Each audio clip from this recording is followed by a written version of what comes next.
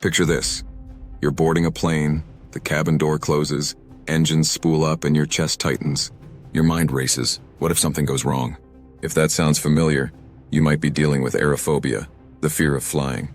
In this video, we'll explain what aerophobia really is, why it feels so powerful, and a step-by-step plan to reduce it so you can travel freely again. What is aerophobia? Aerophobia is an anxiety disorder marked by intense fear before or during air travel. It can appear as anticipatory anxiety days or weeks before a flight, panic symptoms during boarding, takeoff, turbulence or landing, avoidance of trips, missed opportunities or complex travel workarounds. Common physical symptoms: racing heart, sweating, tight chest, shaking, dizziness, stomach upset. Common thoughts: I'll lose control, I can't escape, this turbulence means danger. Why the fear feels so strong: perceived lack of control. You're not driving, can't step out, can't see what's happening in the cockpit. Uncertainty and unpredictability. Turbulence, unfamiliar sounds, and banking turns feel mysterious. Catastrophic thinking. The brain overestimates danger and underestimates safety layers. Body-brain loop. Normal sensations: adrenaline, tightness, motion get mislabeled as danger, which increases anxiety, creating a feedback loop. Learning history.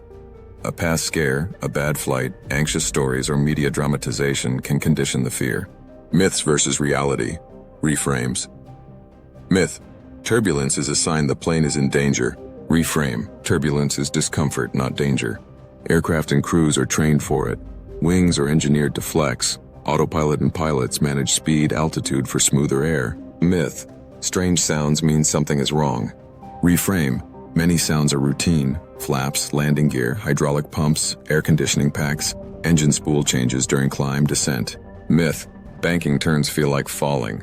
Reframe: turns are controlled. The tilt is normal aerodynamics. Your inner ear can misinterpret motion, but the aircraft is stable. Tip: curiosity reduces fear. Label sensations and sounds as normal operations instead of danger. How aerophobia develops. Direct conditioning. One rough flight, evil, all flights are dangerous. Vicarious learning. Picking up fear from others' reactions. Information pathway. Repeated exposure to dramatic crash stories, images. Avoidance. Each avoided flight prevents corrective learning, so fear persists. The plan to reduce fear. Step by step, think of this as a training program for your brain. Consistency beats intensity. Build a fear ladder, exposure hierarchy. Create 10 to 12 steps from easiest, hardest. Example: read a short, neutral article about how planes fly. Watch a calm video of takeoffs, landings with the goal of labeling normal sounds. Listen to cabin ambience while practicing slow breathing. Visit an airport observation deck. Watch planes without rushing to leave. Sit in a stationary aircraft, museum or airport tour if available. Book a short flight with a supportive companion. Aisle seat near the wing. Repeat short flights until anxiety drops mid-flight. Increase duration or try mild turbulence days.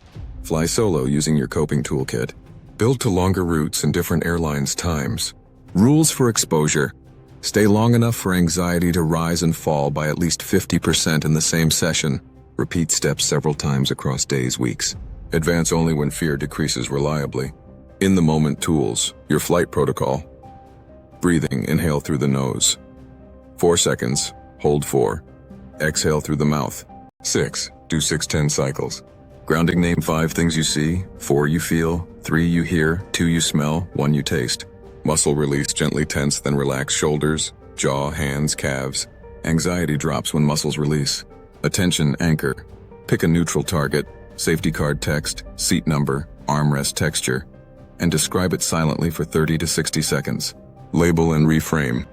Turbulence: it'll bumpy air, not danger.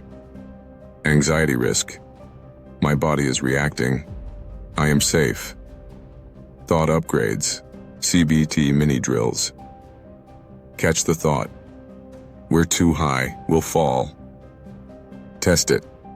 What actually happens on thousands of flights daily? What did last flight teach me? Replace it. This is a trained crew. Engineered aircraft. Controlled route. Bumps are normal. Habituation and balance. If motion sensations trigger you, Add brief daily exercises, slow head turns, steady gaze practice, balance near a wall. This helps your vestibular system adapt. Helpful choices when booking aisle seat near the wing, less motion felt. Daytime flights if darkness adds anxiety. Non-stop to reduce repeated takeoffs, landings early in training. Bring comfort items, playlist, neck pillow, light snack, water. Professional options, CBT exposure therapy with a clinician, gold standard. Group or airline fear of flying courses. Education plus simulator plus graded flights. Medications, case by case via a physician. SSRIs for generalized or persistent anxiety. Beta blockers for situational physical symptoms. Short-acting anxiolytics can help acutely, but may hinder learning if relied upon. This video is informational, not medical advice. Section 6. What to do during turbulence. Keep your seatbelt fastened, the simplest safety layer. Switch to 4-4-6 breathing immediately. Narrate calmly. We're in stable flight, bumps are expected, pilots are trained to manage this. Eyes on an anchor, tray table latch, magazine title, to reduce motion focus. Time the bump window, do a 60-second countdown. Notice it usually passes or varies, your brain learns it's tolerable. After each flight, lock in the win, write a 2-minute debrief. What actually happened versus what I predicted. Note any anxiety drop mid-flight, proof your brain can recalibrate. Reward yourself, small celebration cements progress. Plan the next exposure while the win is fresh. If panic hits, remember, panic peaks and passes. Sit back, plant feet, soften jaw. 4-4-6 breathing for at least 90 seconds. Whisper a compassion script. My body is safe. Adrenaline will settle. I can ride this wave. Ask crew for reassurance if needed. They're trained and happy to help. Special cases, claustrophobia overlap. Choose aisle seats, board later. Practice open space visualization, use cooling wipes. Control needs, request a brief cockpit crew hello at the door if allowed, or read the safety card to channel control into preparation. Triggers from news media, curate your feed for the training period. Replace sensational content with educational sources. Aerophobia is common and understandable. Your brain is trying to protect you.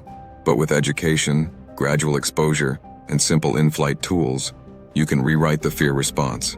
Start small. Practice often. Let each flight be training, not a test. Freedom is built in steps. If this helped, like, subscribe, and share with someone who's avoiding their next trip. Comment one action you'll take this week.